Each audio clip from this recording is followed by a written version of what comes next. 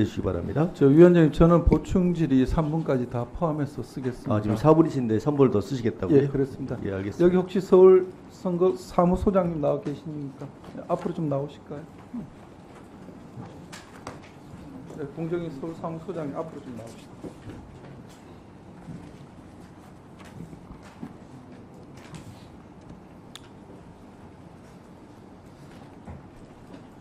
간단히 몇 가지 확인 좀 드리겠습니다. 아까 저 아디다스 전국 점주협회 김정중 회장 진술을 들으셨죠? 네. 당시 신고했던 사건 처리가 지금 어떻게 되고 있습니까? 직권조사는 끝났습니까? 그러니까 작년에 신고 들어왔던 부분에 대해서 처리가 끝났냐고 물었습니다. 그러니까 조사는 끝났어요. 지금 현재 저 대리점법 위반으로 조사 중입니다. 아직 조사 중이다. 예, 들어가십시오. 자, 위원장이 여쭙겠습니다. 지난 5월 16일 날 이제 세종정부청사에서 정권 2주년 기자 간담회에서 위원장이 이렇게 말씀하셨어요. 플랫폼 공정경쟁 촉진법 제정과 관련해서 계속 추진하고 있다. 그리고 사전 지정제를 포함해서 여러 가지를 검토하고 있다. 이렇게 말씀하셨죠. 기억하시죠? 네. 그때 이제 기자들이 이런 질문했습니다. 사전 지정제를 대안에 포함하는 이유가 뭐냐 이렇게 질문하니까 위원장님께서 이후에 디지털 시장법도 사전 지정되고 영국, 독일, 일본, 인도까지도 모두 사전 지정제에 전제돼 있다 이렇게 말씀하신 거 기억하시죠, 그죠? 네.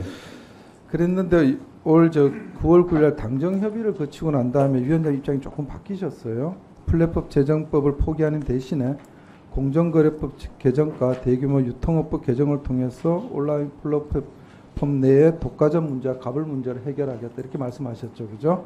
네. 그러면서도 위원장님 이제 입법 형식은 바뀌어도 제정안에 담을 내용을 거의 다 담았기 때문에 큰 문제가 없다 이렇게 말씀하셨는데 제가 볼 땐 좀 문제가 있어요. 왜냐하면은 처음에 그 제정법의 단계에서 사전 지정 제도가 나중에 사후 추정대로 바뀌셨잖아요, 그죠? 네. 근데 거기에 대해서 공정위 입장이 이랬습니다. 사전 지정제가 빠진 대신에 대안으로 임시 중지 명령을 도입했다 이렇게 말씀하셨죠.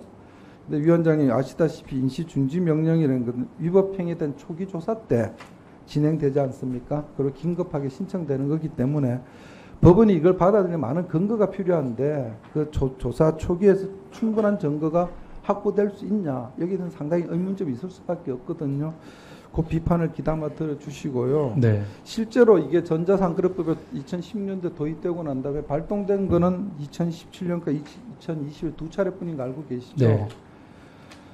그 위원장도 잘 아실 겁니다. 그 이유가 요번에 실행했던 디지털 시장법이 올 3월 7일 날 시행됐는데요.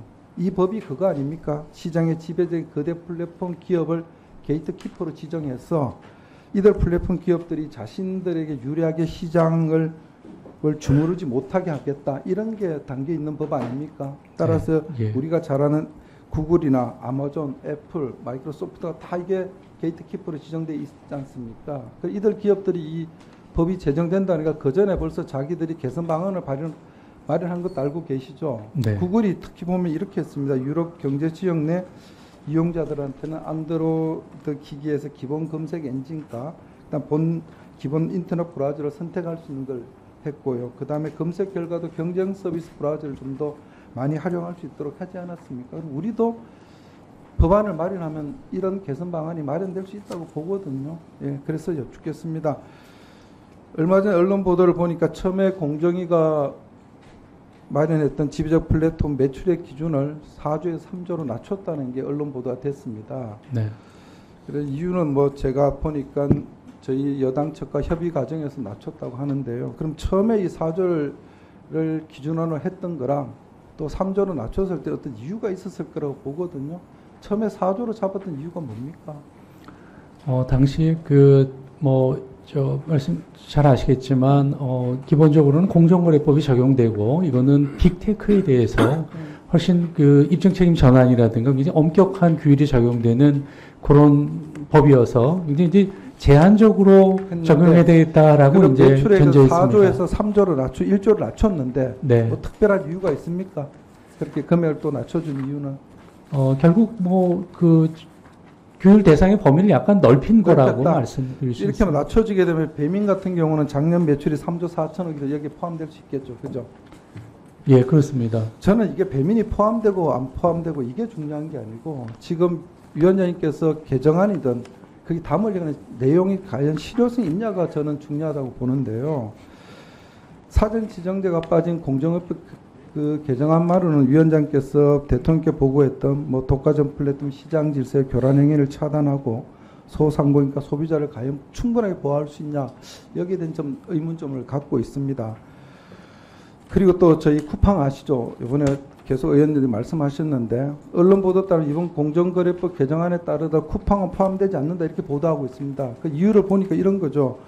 오픈마켓 시장 경우는 11번가 네이버, 뭐 쿠팡, 집마켓 여러 가지 다양한 사업자가 경쟁하고 있고 점유율 측면에서 보니까 3개 회사 이하 85%에 해당되지 않기 때문에 쿠팡이 빠지는 건데 그럼 결국 반쪽짜리 규제가 아니야 이런 비판이 있을 수가 있습니다. 그래서 제가 자료를 찾아보니까요. 6월 20일 날 오픈스베이가 공개했던 온라인 쇼핑 트렌드 리포트 2023이 있습니다. 거기 보니까 쇼핑몰 순위에서 쿠팡과 네이버가 각각 30.7%, 27.2%에서 점유율을 1, 2를 차지하고 있고 3위가 지마켓이 6.8%입니다. 이걸 세 개 회사를 합치면 70%가 좀 넘거든요.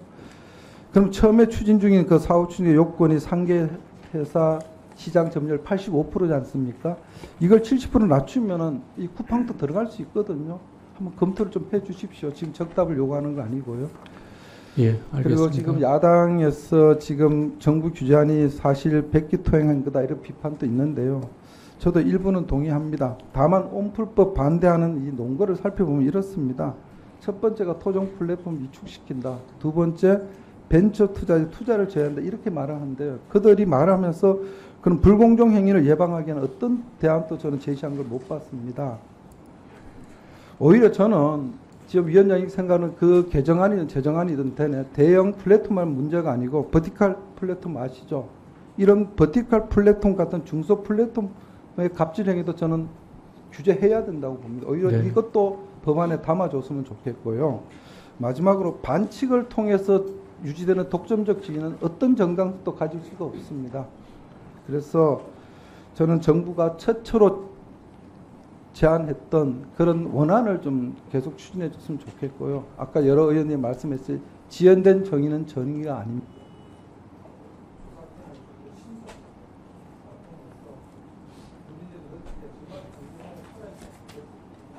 예, 위원님 말씀 인용하겠습니다. 예, 수고하셨습니다. 다음엔 존경하는 이인영 의원님. 예, 질의해 주시기 바랍니다. 지금 1분 남으셨는데